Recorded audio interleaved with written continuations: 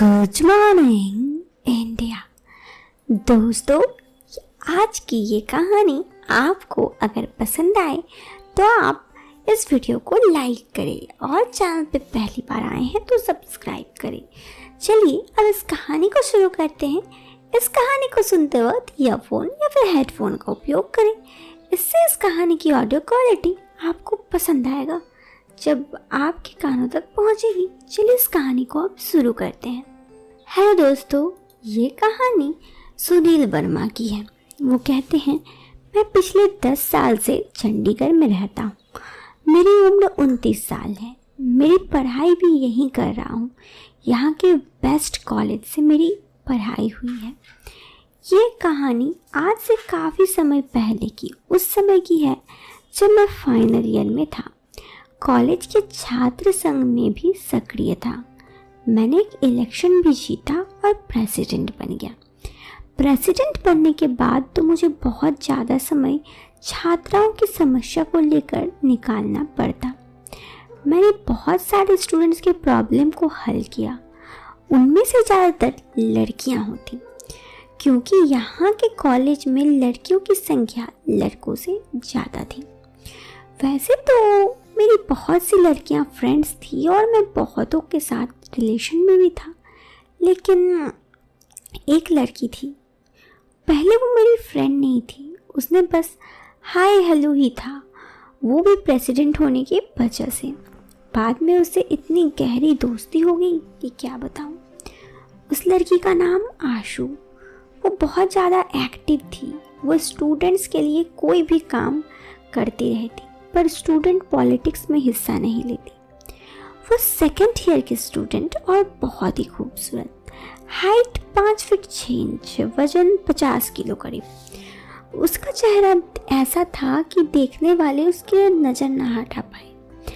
आशु की आंखें ऐसी थी कि कोई उस पर डूब जाए। मेरा मतलब कि वो बहुत ही ज़्यादा सुंदर थी। नए नए फैशन की ड्रेस उसको और भी ज़्यादा मस्त दिखाते थे। वो हर तरह के ड्रेस पहनती। हमारे कॉलेज में कोई कोड नहीं था ड्रेस का, तो कुछ भी पहन सकती।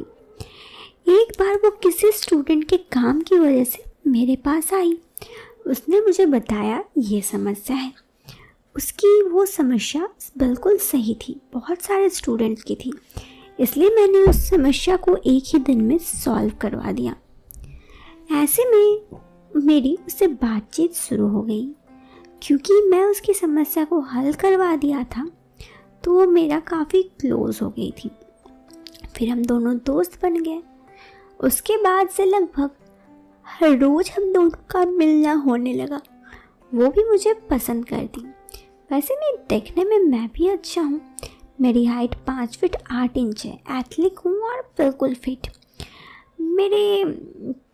मैं बिल्कुल फैट नहीं हूँ, एकदम हेल्दी हूँ। धीरे धीरे हम दोनों करीब आने लगे। अब आपस में हर तरह की बातें होती। मुझे उसके हाव भाव से लगता कि वो इंतज़ार कर रही है कब मैं उसको प्रपोज करूं, पर डर लगता कहीं मना कर दी तो, इसलिए मैंने उससे प्रपोज नहीं किया। इसी चक्कर में बहुत दिन बीत गए। फिर वैलेंटाइन डे आया और हम साथ में चंडीगढ़ घूमे, पर मैंने उस दिन भी आंसू को प्रपोज नहीं किया। उस दिन शाम घूमते घूमते शाम हो गई थी। साथ घूमते घूमते उस दिन शाम हो गई थी।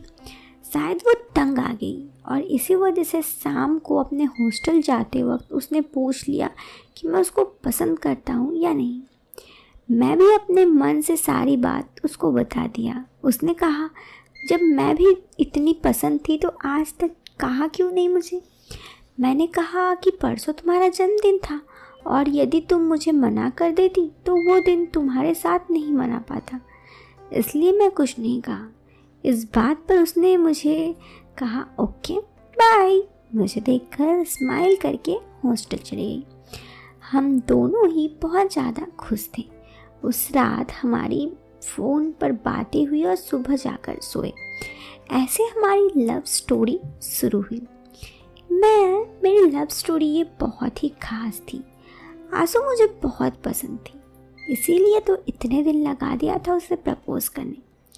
2 दिन बाद उसका जन्मदिन था। मैंने उसके लिए 2 गिफ्ट्स लिए और उसको फ़ोन पर मैसेज करके पूछा तुम्हारा जन्मदिन पर हम नाइट आउट पर चले।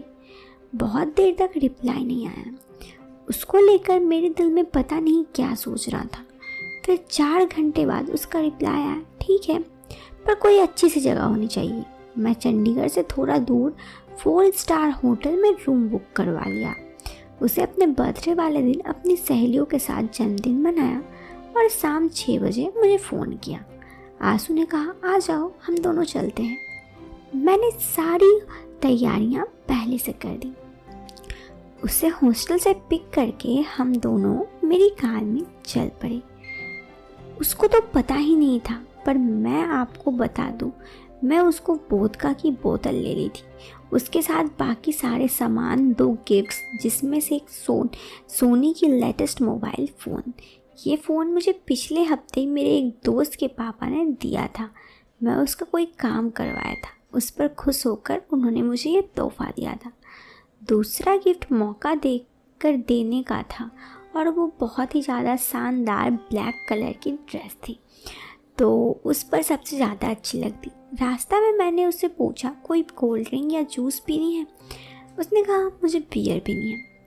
मैंने 4 बियर की कैन ली और हम गाड़ी में ही पीते हुए होटल के लिए निकल पड़े। रास्ते में मेरी उससे बहुत सारी नॉर्मल बातें ही बातों में पता नहीं चला हम कब होटल आ गए। मैं उस दिन बहुत ही खुश था। ये मेरी लाइफ का एक अनोखा दिन था। रात में हम दोनों 2-2 बियर पिए और रात में थोड़ा थोड़ा मुझे उससे बात करने लगा। वो शायद बियर की वजह से था, मतलब थोड़ा सुरूर हो रहा था। हम दोनों होटल आ गए। ये होटल बहुत ही अच्छा था, शहर के एकदम बाहर था और थोड़े से जंगल के बीच। वो वहाँ पहुँचकर बोली इतना महंगा होटल क्यों बुक किया, हम कहीं भी चल सकते थे। मैंने कहा कोई बात नहीं, आज तुम्हारा जन्मदिन है तो सब कुछ टॉप होना चाहिए। इस पर उसने मुझे कटीली से स्माइल दी और आंख मार दी। होटल के कमरे पे जाकर हमने चेंज किया। मैंने कहा तुम आज बहुत खूबसूरत लग रही हो, हैप्पी बर्थडे वंस अगेन। इस पर उसने बस स्माइल दी। मैं उसको घूर रहा था तो उसने कहा ऐसे क्या देख रहे हो। मैंने कहा बस, मेरी बात से वो शर्मा गई।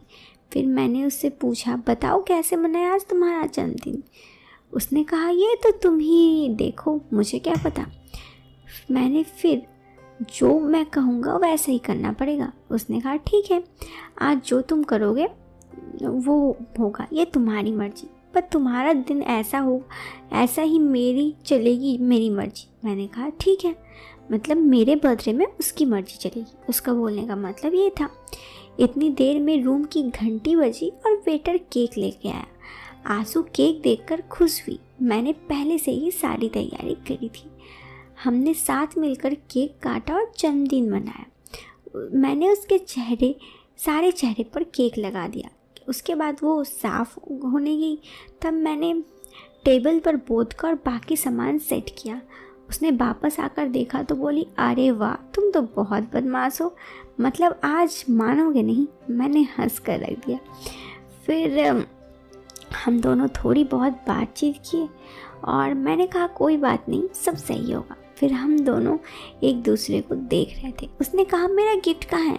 मैंने फ़ोन वाला पैकेट उसको दिया।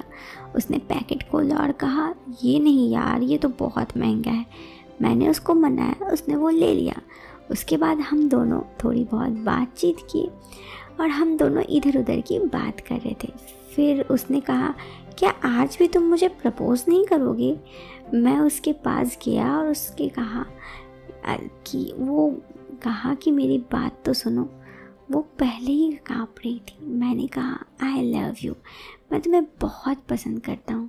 सच कहूँ डर था कि कहीं मैं तुम्हें खो ना दूँ, इसीलिए तुमसे बस प्रपोज़ की बात नहीं कर रहा था। उसने कहा आई लव यू टू, और इस तरह हमारी लव स्टोरी शुरू हुई। लेकिन दोस्तों अभी हम होटल में ही हैं और होटल में क्या क्या हुआ ये आपको इस वीडियो के सेकंड पार्ट में बताऊंगी। अगर आप इस वीडियो को 500 लाइक करते हो तो तब मुझे भी पता चलेगा ये वीडियो आपको पसंद आई या नहीं आई तो वीडियो को लाइक कर दीजिए 500। मिलते हैं नेक्स्ट वीडियो में, नेक्स्ट पार्ट में। Till then bye.